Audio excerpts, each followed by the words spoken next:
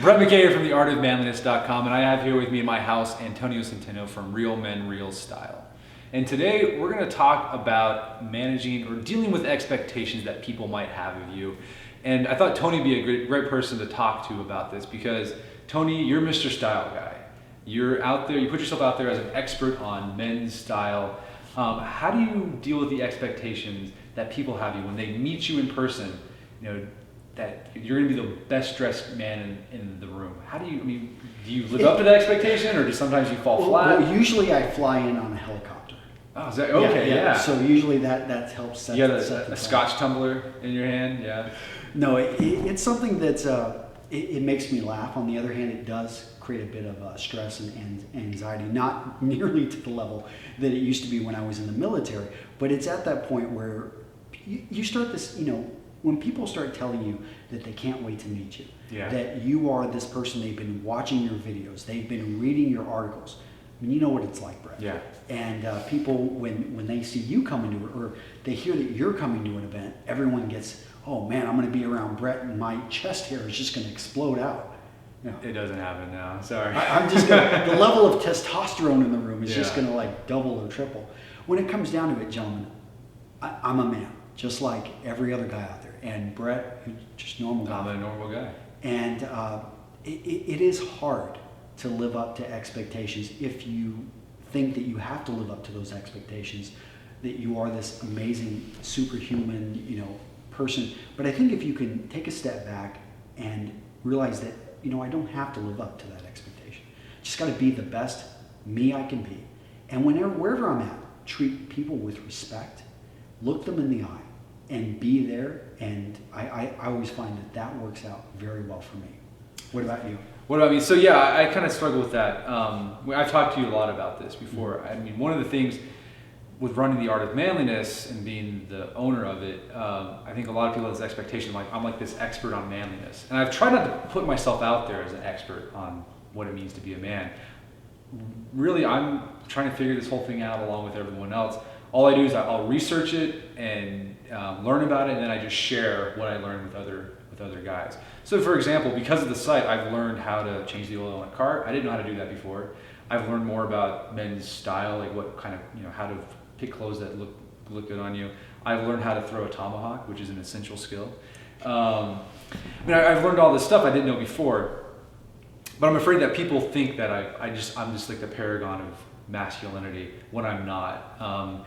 And I'm always afraid that when I get those emails too, like I can't wait to meet you in person, and I'm always afraid I'm going to disappoint them when they actually meet me. And they're like, look, oh man, Brett's just like a regular guy like anybody else. And it's like, well, I am a regular guy like anybody else. So it's just, I think what you said there is just like you just have to be the best you can be when you present yourself. Be the best you can be. Nothing more, nothing less. And don't worry if someone else has this inflated expectation of you.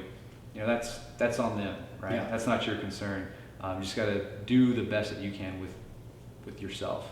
So another thing, whenever I'm meeting with people or I'm interacting with people on a personal level, whether it be on the phone or Skype, I always try to make it's not about me. I realize that they're coming to me not because they want to hear more of my stories. In fact, if they've been watching my videos, reading my articles, it's been pretty much a one-way conversation.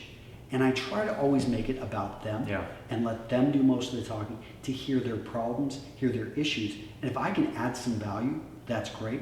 But even if I can't add value and I'm just simply there to listen, I find that right there sets it just being and making time for them, and not having myself not typing away on checking out the stats on Real Men, Real Style. Exactly, that kind of stuff. Yeah, that's a great thing. I do enjoy meeting readers whenever I go out there, because it's just fun to hear their stories and see how the Art of Manliness has helped them. That's always great to see, hear the stories like, man, because of the Art of Manliness, I'm shaving with a safety razor. Because of the Art of Manliness, I made X life decision. That's awesome. That's why you do it, right? To help you see people's lives improving because of the content you put out there.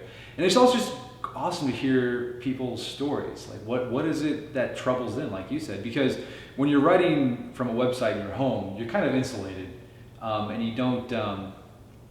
It's hard to you don't get out that often and actually interact with people.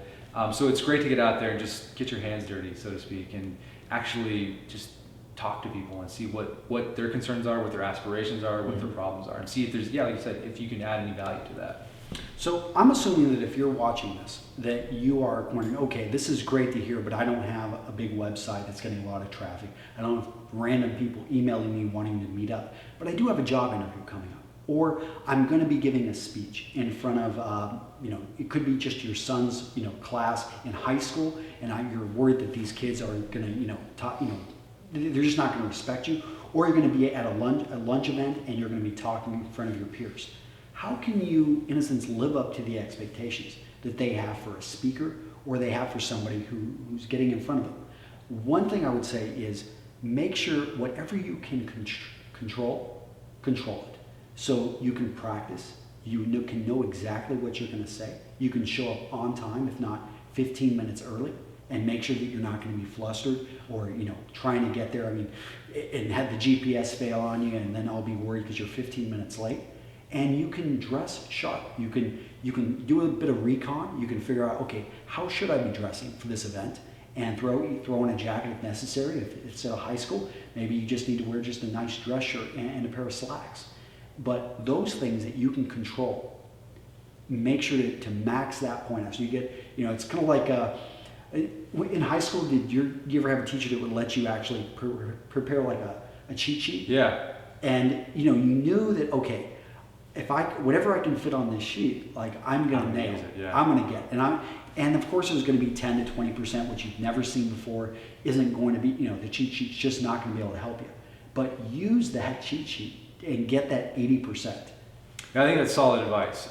Is just, like I said, be the best you can be. You don't have to be something you're not. Just prepare yourself to be the best you that you can be. I guess I'm saying that over and over again. But yeah, I think it's solid advice.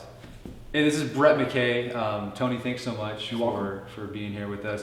If you like this video, we'd love for you to hit like. And if you want to get more of these videos straight to your YouTube inbox, please subscribe. They'll come right to you.